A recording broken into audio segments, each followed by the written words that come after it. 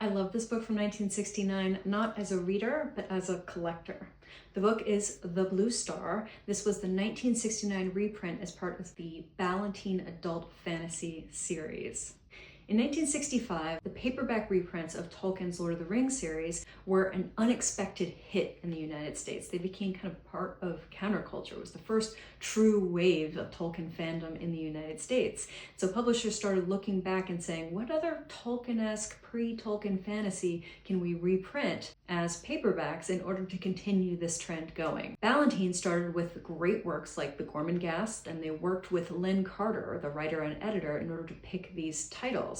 With this book, number 1 in the adult fantasy series, Ballantine formalized its relationship with Lynn Carter. He chose The Blue Star as the first of this canonizing series of modern fantasy predating Tolkien. And in fact, this book was first published in 1952. If you know your Tolkien, that is 2 years before The Lord of the Rings began to be published.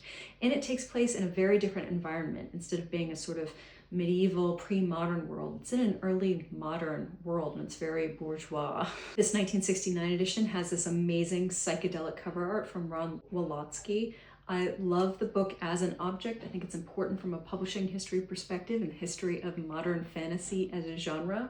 However, I did try to read this book and I hated it. I hated it so much that it was a DNF for me. I did not finish it.